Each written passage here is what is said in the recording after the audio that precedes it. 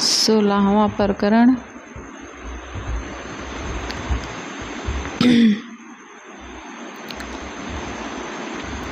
अष्टावक्र जी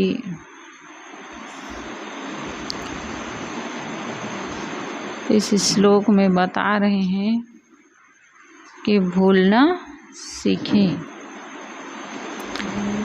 बिना भूले कल्याण नहीं है। आचक्ष शृणु वा तात नाना शास्त्राण अनेकशः तथापि न तो स्वास्थ्यं सर्व विस्मरणात् ऋते। हे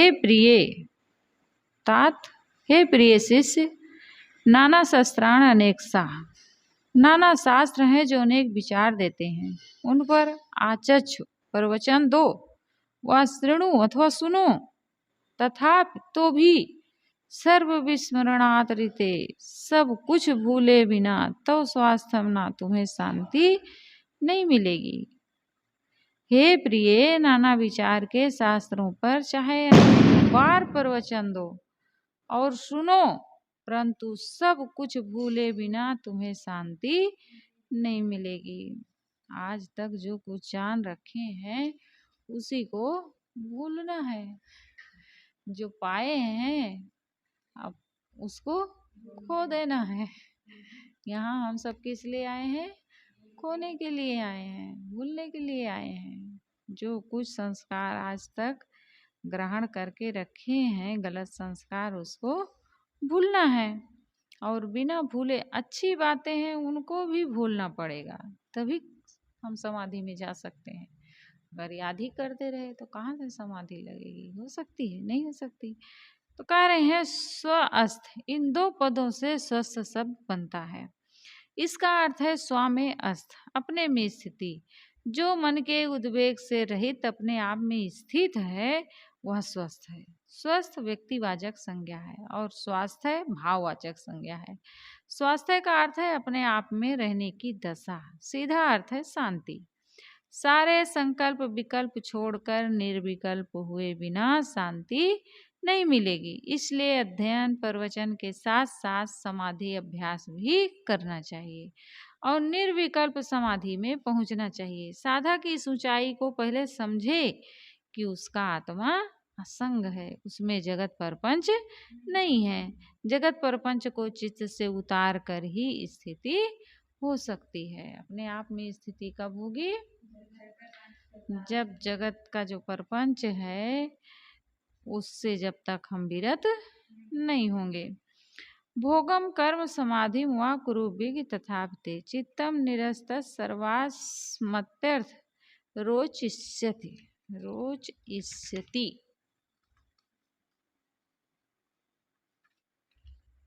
हे बुद्धिमान, चाहे तू विषयों का भोग कर, चाहे कर्म कर और चाहे समाधि लगा, परंतु जब तू सारी आशाओं तथा कामनाओं का पूर्णतया त्याग कर देगा तब तेरा चित्त अत्यंत प्रसन्न होगा।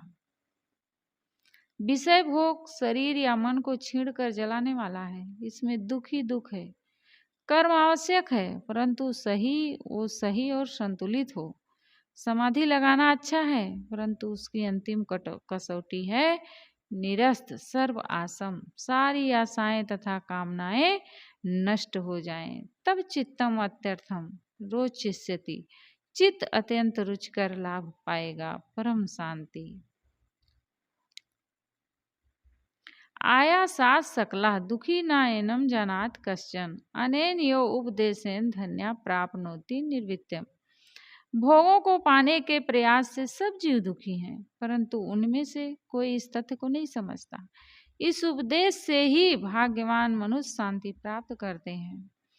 भोगों को पाने की आशा में पड़कर आयासात प्रयत्न करने से सकला दुखी, सब मनुष्य दुखी हैं, परंतु कश्चन एनम न जनात, कोई इस तथ्य को नहीं जानता। अनेन उपदेशेन यो, इस उपदेश से ही धन्य भाग्यवान मनुष्य निर्वित्यम प्राप्नोति, शांति प्राप्त करते हैं। भोग और प्रतिष्ठा पाने की लालसा में मनुष्य सर तोड़ परिश्रम करता है, कुछ पाता भी है, परंतु सदैव उसे अपूर्णता बनी रहती है और अंततः तो सब छूटने वाली चीज, अपना माना हुआ शरीर ही गलकर असमर्थ हो जाता है और वह निराश होकर संसार से चला जाता है। जो सौभाग्यशाली मनुष्य उपयुक्त तथ्य को जानता है, वह भोग और प्रतिष्ठा के पीछे नहीं दौड़ता है। वो भोगों से हटकर अंतर्मुख हो जाता है और शाश्वत शांति को पाता है। जो सौभाग्यशाली होगा वही इस तथ्य को जानेगा भी, और वो सौभाग्यशाली है जो इस तथ्य को जानता है। कौन सा तथ्य जानता है?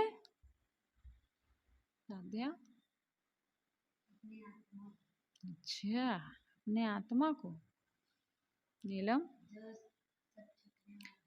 कौन से तथ्य को जानता है?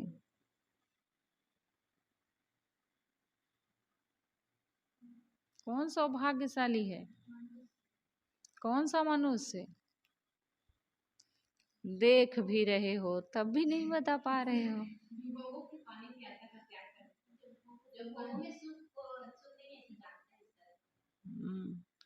जो भोगों के पीछे नहीं दौड़ता है कि भोगों में सुख है, जो इस तथ्य को जान लेता है वही भोगों से हटता है और फिर वो अंतर्मुख होता है, वही शाश्वत शांति को पाता है। व्यापारे खिदते यस्त निमेष उन्मेष यो अपि तस्य आलस घुरीडस सुखम न अनस कस्यचित। पलक खोलने और मूंदने जैसे आँखों के सहज कर्म से भी जो ज्ञानी दुख मानता है, आलसियों में उस धुरंधर आलसी को ही सुख मिलता है, अन्य किसी को नहीं। कौन है धुरंधर आलसी? साध्या, धुरंधर आलसी कौन है?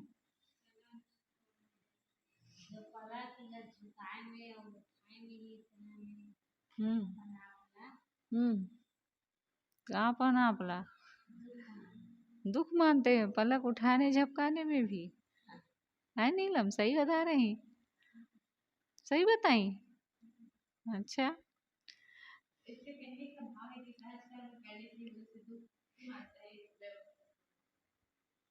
अच्छा, बड़े विद्वान हो तुम ही लोग, लग रहा है ज्यादा। पहले उसको सुनो ध्यान से, क्या कह रहे हैं। पुस्तक भी रखे हो लेकिन फिर भी ध्यान नहीं दे रहे हो, वो भी बंद कर। क्यों नहीं देख रहे हो? किस लिए लेके बैठी हो? कहाँ सुन रही हो? तो अभी तो नहीं बता पा रही हो, सुन रही हो तो भी। हाँ, तो क्यों नहीं देखती हो? जब बता डालोगी देख के तो बताओ। देख के देखो क्या कह रहे हैं। पलक खोलने और मूंदने जैसे आंखों के सहज कर्म से भी ज्ञानी सहज कर्म से, जैसे कोई पलक खोलता है और बंद करता, पता भी नहीं चलता है आंख बंद हो रही है और खुल रही है। मतलब इतनी सहजता से ही कर्म में भी ज्ञानी दुख मानता है। अब आलसियों में उस धुरंधर आलसी को ही सुख मिलता है। मतलब इतना वो कर्मों के ऊपर अपने ध्यान देता है, कितनी सावधानी से अपने जीवन को व्यवहार करता है कि कहीं भी थोड़ी भी उससे असावधानी नहीं हो सकती, थोड़ा भी उसका कर्म नहीं बिगड़ सकता है। मतलब इतना सावधानी से वो जीता है कि कोई गलत कर्म उससे हो ही नहीं सकता है। मतलब इतना, अब उसको आलसी इस यहाँ कह रहे हैं साहब, बाकी वो आलसी नहीं रहता है। हाँ, उलटवासी है एक प्रकार के। कहने का मतलब है कि आंखें तो स्वाभाविक खुलती मुनती रहती हैं, ऐसे सहज कर्म को भी जो दुख मानता है, मतलब वो सब जगह केवल उसको दुख ही दुख दिखता है, कहने का भाव है। तब वो आलसियों में महा आलसी, धुरंधर आलसी होगा ही। ऐसा पूर्णता निष्क्रिय व्यक्ति ही सुखी होता है, ना अनस कस्यचित, अन्य कोई भी सुखी नहीं होगा। यहाँ कथन में घोर अतिशयोक्ति है, परंतु इससे भड़के मत। ये कथन सापेक्ष है, ये समाधि की दशा है जहाँ सोचना भी पूर्णतया बंद हो जाता है, कि वहाँ सोचता भी नहीं है वो। विश्व के सभी पहुँचे हुए संतों का यह अनुभव है। चीन के प्राचीन दार्शनिक संत लाओ जे भी से कहते हैं कि परंतु समाधि में पूर्ण निष्क्रिय साधक भी दूसरे समय शरीर निर्वाह के काम करता है तथा अन्य अपने कर्तव्य कर्म करता है। समय समय पर निष्क्रिय हो जाना चाहिए और शेष समय कर्तव्य कर्म डट कर करना चाहिए। शरीर गतिशील नहीं रहेगा तो वह रोगों का घर हो जाएगा। इसके साथ सेवा कर्तव्य है। दूसरों द्वारा हमारी सेवा होती है तो हमें भी दूसरे की सेवा करनी चाहिए। यहाँ पर कहने का भाव यही है कि वो हर समय सावधानी पूर्वक अपने जीवन के कर्मों को करता है। हर समय उसको दुख दिखता है। सब जो कुछ संसार का प्रपंच खड़ा हुआ है सब में दुख है, तो वो अपने जीवन के जो कर्म है उसको सावधानी पूर्वक करता है। उससे कहीं कोई गलत कर्म नहीं हो पाता है। इदम कीर्तम इदम ना इति द्वंद्व मुक्तम यदा मना धर्म अर्थ काम मोक्षेश निरपेक्षम तदा भवेत्। ये किया और यह नहीं कर पाया, इस द्वंद्वात्मक भावना से साधक जब मुक्त हो जाता है तब वह अर्थ धर्म काम और मोक्ष इन चारों पुरुषार्थों से निष्काम हो जाता है। जीवन बीत जाता है और मनुष्य का काम समाप्त नहीं होता है। जो साधक कृतार्थ है, जो करना था वह कर लिया, जब ऐसी संतुष्टि हो जाती है तब वह मुक्त ही है। इसके अर्थ धर्म और काम पूर्ण ही हैं और द्वंद्वों से मुक्त होने से वह पूर्ण मुक्त है। इसलिए चारों पुरुषार्थों से वह निष्काम हो जाता है। जो मुक्त है वह मुक्ति की कामना क्यों करेगा? कुछ करने योग्य और कुछ न करने योग्य जीवन में होता है। इसलिए जीवन पर्यंत विधि निषेध की आवश्यकता है। यदि हिंसा और विषयासक्ति कर्म जीवन से निषिद्ध न हो तो ज्ञान का अर्थ क्या रहा? परवृत्तो जायते रागो निर्वृत्तो देशयो ही निर्द्वंदो बालवत् धीमान एवं यो व्यवस्थितः। प्रवृत्ति में राग उत्पन्न होता है और तामस पूर्वक निर्वृत्ति होने से द्वेष उत्पन्न होता है। प्रवृत्ति में राग उत्पन्न होता है और तामस पूर्वक निर्वृत्त होने से द्वेष उत्पन्न होता है। विवेकवान बालक की भांति सरल चित्त के होते हैं, इसलिए वे प्रवृत्ति निर्वृत्ति के अभिमान पूर्ण द्वंद्व से ऊपर रहकर स्वाभाविक ढंग से ही यथा समय एवं यथा स्थान व्यवस्थित हो जाते हैं।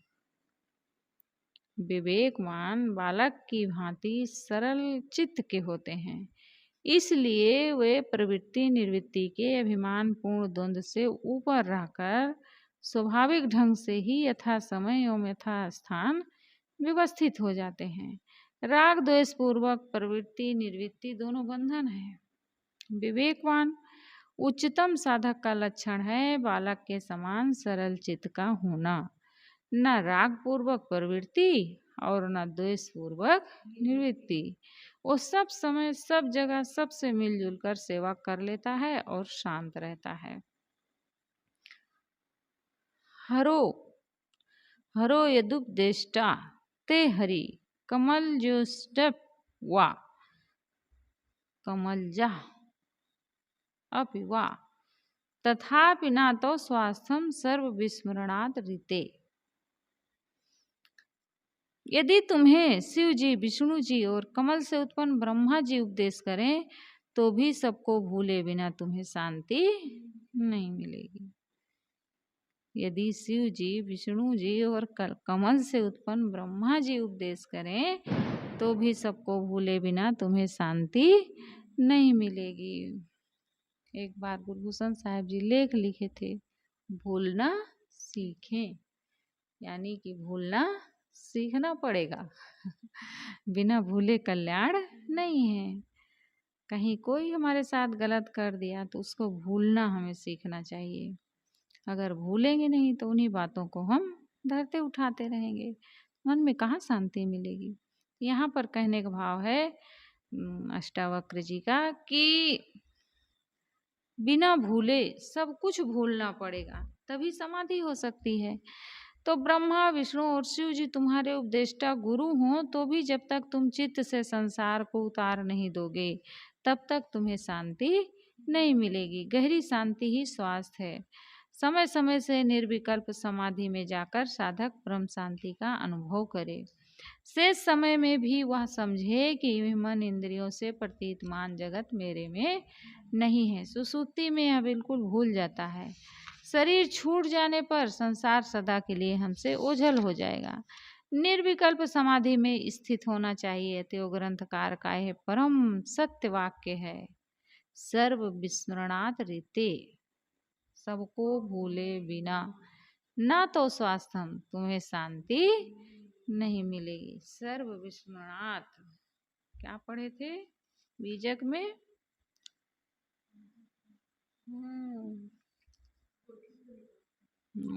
आज नहीं कल बताए थे, आप लोग भूल गए हो। दुखते तब ही कल तो बताए थे, शायद बताए थे कि नहीं कल?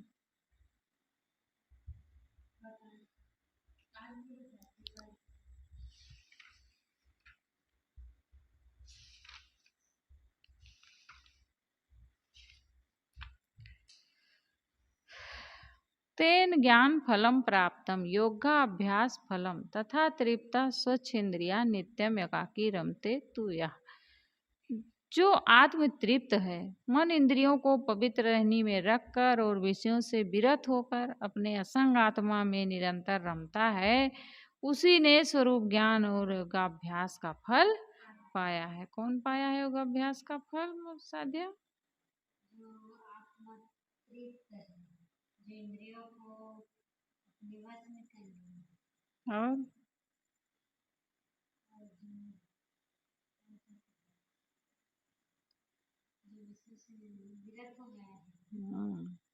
सदगुरु के उपदेश से, संतों के सत्संग से यह जाना कि मेरा स्वरूप मन इंद्रियों तथा जड़ प्रकृति से सर्वथा भिन्न है, और योगाभ्यास भी करते हैं, ध्यान करते हैं, तो इसका फल है तृप्ता स्वच्छ इंद्रियां नित्यम एकाकी रमते, सब समय सब तरफ से तृप्त रहना, कहीं किसी से कोई कामना ना रखना, भीतर हर समय संतुष्ट रहना, स्वच्छ मन इंद्रिय रहना और निरंतर अपने असंग स्वरूप आत्मा में विश्राम पाना। संतों की संगत का फल क्या होना चाहिए?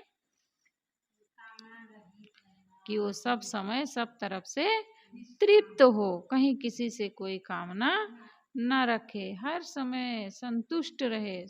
मिल गया तो भी अच्छा, नहीं मिला तो उससे भी अच्छा, न मिला तो उससे भी अच्छा, जो जितना मिल जाए हर समय संतुष्ट होना चाहिए, स्वच्छ मन इंद्रिय रहना और निरंतर अपने असंग स्वरूप आत्मा में विश्राम पाना।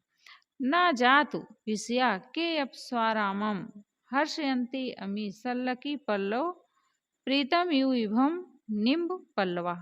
जैसे हाथी को कीचड़ के पत्ते के समान प्रिय नीम के पत्ते नहीं होते, जैसे हाथी को चीड़ के पत्ते के समान प्रिय नीम के पत्ते नहीं होते, वैसे आत्मा राम में रमने वाले ज्ञानी संत को विषय कभी भी आनंद नहीं दे सकते। जो ज्ञानी होते हैं, जो ज्ञानी संत होते हैं, उनको विषय कभी आनंद नहीं देते। जो हर समय आत्मा राम में रमने वाले हैं, उनको विषयों में कहाँ आनंद आएगा। हंसा पायो मान सरोवर, ताल तलैया क्यों डोले। जब हंस मान सरोवर को पा जाएगा तो गंदी जगह में क्यों जाएगा। ऐसे ही जो साधक होते हैं, जो ज्ञानी संत होते हैं, वो हर समय जब आत्मा राम में रमते हैं तो उन्हें संसार का प्रपंच अच्छा नहीं लगता। इवम किसको कहते हैं? हाथी को। सल्लकी पल्लव यू निम्ब पल्लवा प्रीतम, चीड़ के पत्ते के समान नीम के पत्ते प्रिय नहीं होते, वैसे स्वरामम आत्मा राम में रमने वाले ज्ञानी संत को के अपि विषया कोई भी विषय हर्षित जातु कभी भी ना नहीं कर सकते। सदाबहार चीड़ के पत्ते हाथी प्रेम से खाते हैं, नीम के पत्ते उन्हें प्रिय नहीं होते, वैसे ज्ञानी आत्मा राम का अमृत पीकर निरंतर आनंदित रहता है। वह दुखदायी विषय भोगों की तरफ ताकता भी नहीं है।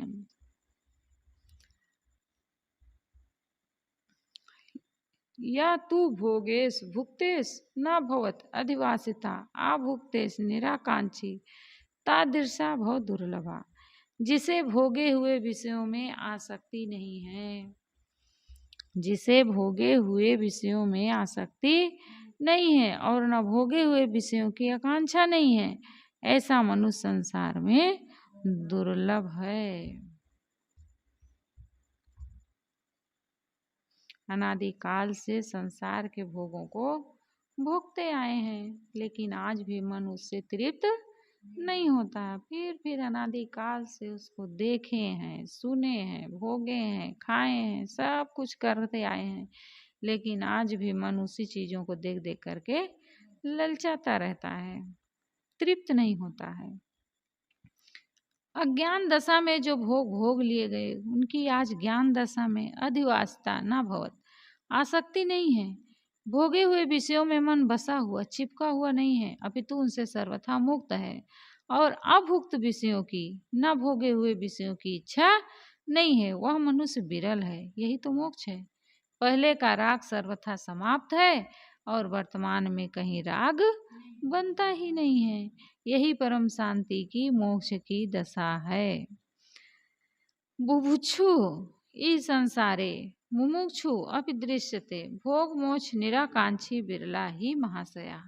इस संसार में विषय भोग की इच्छा वाले भरे हुए हैं और मोक्ष प्राप्ति की इच्छा वाले भी कहीं कहीं दिख जाते हैं, परंतु भोग और मोक्ष दोनों की आकांक्षाओं से रहित बिरला ही महाशय होता है।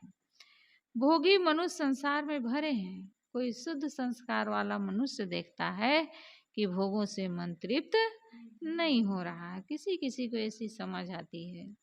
तो ना जातु कामा कामा नाम उपभोगेन साम्यति, अर्थात भोगों से कामनाएं कभी शांत नहीं होती हैं। जितना भोगते जाओगे उतना ही इच्छाएं बढ़ती जाएंगी। तो अतएव वह पहले बुभुक्षु भोगी जीव मुमुक्षु हो जाता है, मोक्ष की इच्छा वाला हो जाता है।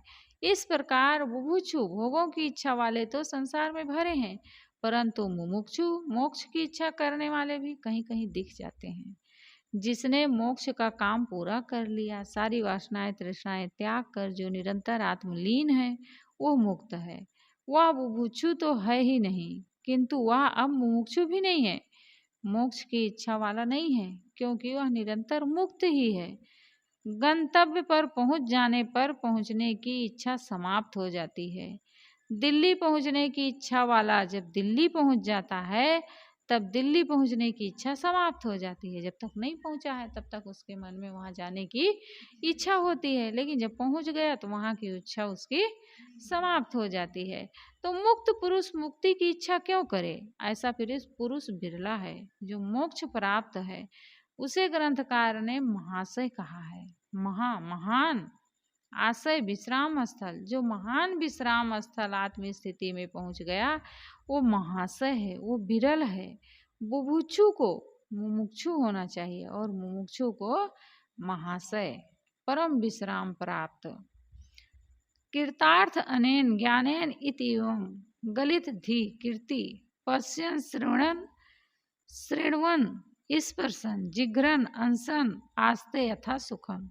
इस आत्मज्ञान से देहात्म बुद्धि नष्ट होकर जो कृतार्थ हो गया है, इस आत्मज्ञान से देहात्म बुद्धि नष्ट होकर जो कृतार्थ हो गया है, वह देखते हुए, सुनते हुए, स्पर्श करते हुए, सूंघते हुए तथा खाते हुए सब स्थिति में वो आत्मसंतुष्ट रहता है। अनेन ज्ञानेन, इस ज्ञान से, आत्मज्ञान से जिसकी देह बुद्धि गल गई, जो सदैव आत्माराम है, कीर्तकार है, वह देह व्यवहार एवं शुद्ध जीवन निर्वाह में खाते पीते देखते चलते फिरते बैठे लेटे हर स्थिति में आत्मसंतुष्ट एवं शांत रहता है। शून्य दृष्टि वृथा चेष्टा विकलान इंद्रियाण चाना स्प्रिया न विरक्ता व क्षीण संसार सागरे। जिस ज्ञानी का संसार सागर नष्ट हो जाता है, उसकी दृष्टि शून्य चेष्टा व्यर्थ और इंद्रियां पंगु हो जाती हैं। उसकी इंद्रियां पंगु क्यों हो जाती हैं?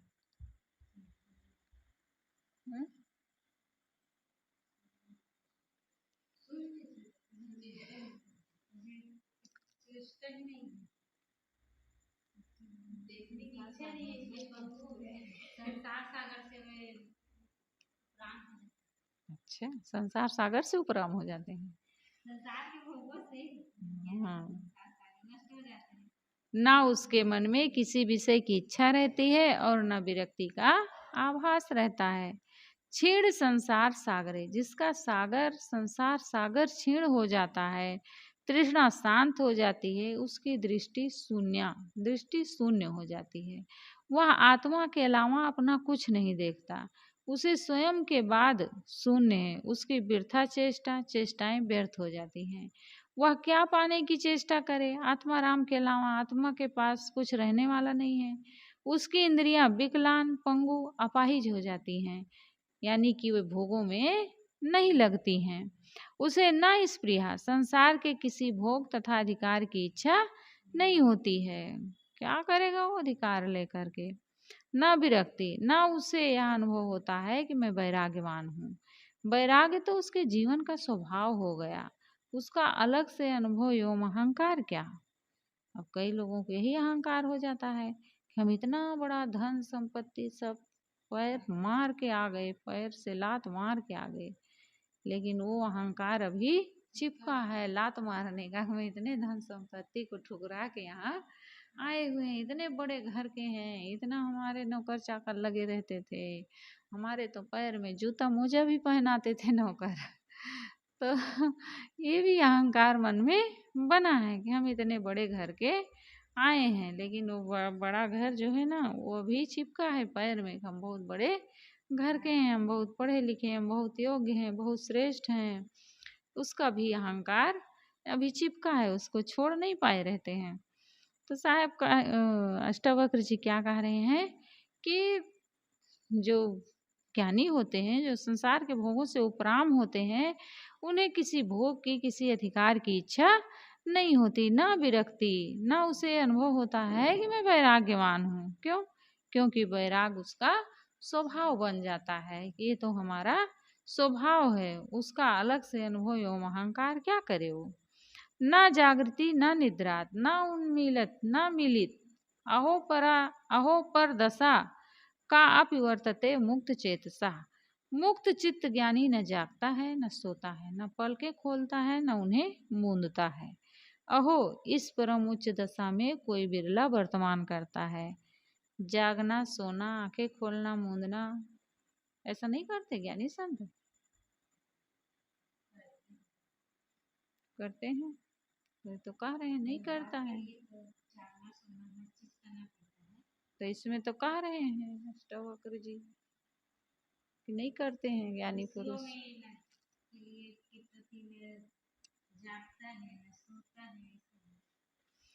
जागना सोना, मुक्त चित्त ज्ञानी न जागता है, न सोता है, न पलके खोलता है। सही बात है। हाँ, सही बात है। आँख मूंदे रहता है हर समय।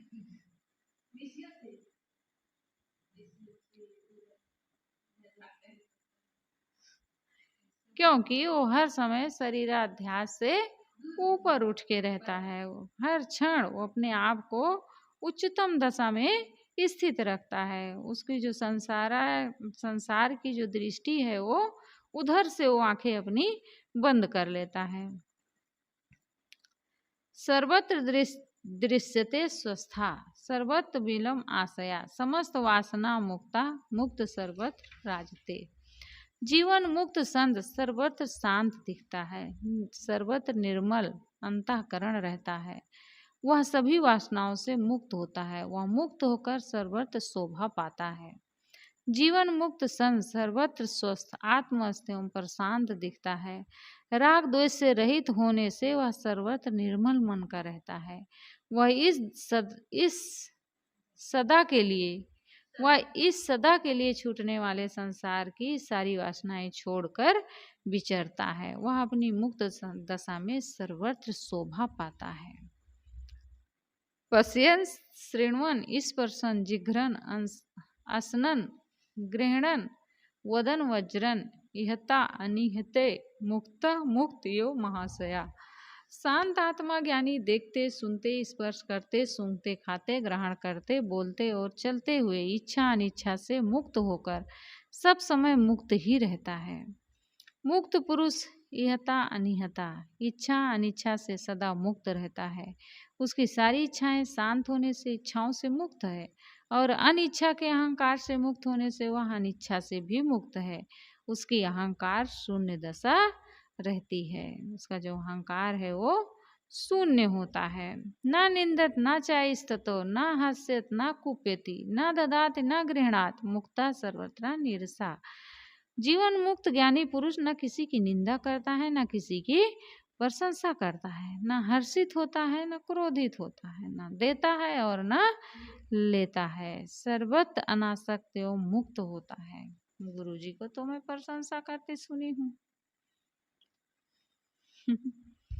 अनुकूलता प्रतिकूलता में सबको प्रसन्नता और खिन्नता होती है, परंतु जीवन मुक्त संत अनुकूलता प्रतिकूलता में इस तरह प्रसन्न और खिन्न नहीं होता है जिससे उसका मन विशेष उल्लसित हो और दुखी हो। देना लेना साहस शरीर का व्यवहार है, परंतु ज्ञानी को उसमें आग्रह नहीं होता और सर्वत्र निरस रहता है, लगाव रहित आसक्ति रहित, इसलिए वह सब समय मुक्त है। वो यहाँ पर प्रशंसा करने का भाव है कि वो प्रशंसा करता है, लेकिन ऐसा नहीं प्रशंसा करके उसमें वो उससे कोई लगाव होता है, ऐसा नहीं होता। वो आसक्ति से रहित होता है। सानुरागम स्त्रियम दृष्टवा मृत्युम व समुपस्थितम आविहल मना स्वस्था मुक्त्यो महाशया। प्रेम करने वाली स्त्री को देखकर अथवा मृत्यु को सामने उपस्थित समझकर जो स्थिर मन वाला एवं आत्मस्थ है वह महाशय मुक्त ही है। एक सुंदर युवती आकर अपना हाव भाव दिखाने लगी, सामने मृत्यु उपस्थित हो गई। इन जैसी स्थितियों में जो चलायमान नहीं होता वह अपने आप में लीन संत मुक्त है। कोई सुंदरी युवती आई और अपना हाव भाव दिखाने लगी, अब उसमें विचलित हो गए या सामने मृत्यु आ गई तो परेशान हो गए। जो इन सब स्थितियों में सम रहता है, चलायमान नहीं होता है, वह क्या है? मुक्त संत है। सुखे दुखे नरे नार्यम संपत्सु चा विपत्सु चा विशेषा नायो धीरज सर्वत समदर्शिना। जीवन मुक्त धीरवान संत सुख दुख स्त्री पुरुष संपत्ति और विपत्ति में हर्षित शोकित नहीं होते, अपितु सर्वत्र समदर्शी होते हैं। जीवन मुक्त संत को अनुकूलता मिलती है, प्रतिकूलता मिलती है, संपत्ति मिलती है, संकट मिलता है, प्रेम और वैर करने वाले नर नारी मिलते हैं, परंतु वे धीरवान पुरुष हर शोक के आंदोलन में नहीं पड़ते। वे सब समय और सभी परिस्थितियों में समता को प्राप्त समदर्शी होते हैं। वे समझते हैं कि कुछ रहने वाला नहीं है, सब कुछ सब समय भाग रहा है, सारा जड़ दृश्य स्वप्न बरत रहा है, मैं अपने में अचल हूँ। अभी उस दिन संजय भैया कह रहे थे गुरुदेव जी से कि गुरुदेव जी आपका इतना बड़ा कार्यक्रम होता था पोटियाडी में और अब सब छूट गया, तो आपको कभी याद आती है, कभी लगता है मन में कि इतना बड़ा प्रोग्राम होता था, इतना बड़ा सब आश्रम, और अब वहाँ नहीं जाते हैं तो आपको कुछ लगता तो नहीं है? तो गुरुदेव जी कहे मेरा व्यक्तिगत कोई लाभ होता था वहाँ जाने से? अगर मेरी कोई ज़्यादा शांति बढ़ जाती वहाँ जाने से, या हमारी शांति वहाँ ना जाने से खो गई है, तब तो हमें कुछ लगता। ऐसा तो कुछ नहीं, हमारा व्यक्तिगत कोई लाभ नहीं था वहाँ। ऐसा कोई व्यक्तिगत बहुत लाभ हो रहा था या बहुत हमारी हानि हो गई है, तो ऐसा हमारा कुछ नहीं है, इसलिए कोई मतलब नहीं है। आना जाना मिलना जुलना बिछुड़ना ये सब लगा रहता है जीवन में, उतार चढ़ाव, तो उसके लिए हम क्यों सुखी दुखी होते रहें? हमें तब भी नहीं लगा, अब भी नहीं लग रहा है, कभी कुछ नहीं लगा ऐसे कहे गुरुदेव जी। तो ना हिंसा न यो कारुण्यम ना औदित्यम ना चा दीनता ना आश्चर्यम ना यो चा क्षोभा क्षीण संसरणे नरे। जिस मनुष्य का संसरण मन का मोह मिट गया वह जीवन मुक्त पुरुष हिंसा करुणा उदंडता दीनता आश्चर्य और क्षोभ से परे होता है। नर का असली अर्थ होता है जो न रमण करे न विषयों में न रमण करे, छीड़े संसरणे नरे, जिस नर का संसार क्षीण हो गया है। संसार है मोह, वासनाएं, आसक्ति। इसके नष्ट हो जाने पर मनुष्य शाश्वत शांति में जीता है, वही जीवन मुक्त है। उसके मन में किसी को दुख देने की भावना नहीं होती और वह करुणा के चक्कर में पड़कर कहीं ममता नहीं बनाता। विशाल साहब ने भयान के वैराग वित्त प्रकरण में कहा है, तामस दया मोह करी ममता, परिहो जाल न कतहु बचावा। तामस दया मोह करी ममता, परिहो जाल न कतहु बचावा। वैराग्यवान सबसे निष्प्रिय रहते हैं, न वे उदंड होते हैं न दीन। वे किसी घटना को देख सुनकर आश्चर्य नहीं करते और न उसके मन में किसी बात को लेकर उद्वेग उत्पन्न होता है। वे सदैव प्रशांत होते हैं, कभी अपनी शांति से विचलित नहीं होते हैं। ऐसे ही हम सबको भी बनना पड़ेगा। जब तक ऐसा नहीं करेंगे तब तक जन्म मरण के चक्कर में घूमते रहेंगे, कभी दुख से छूट नहीं पाएंगे। स्थिर मन वाला बनो, गुरुदेव जी कहते थे। बोलिए सद्गुरुदेव की जय।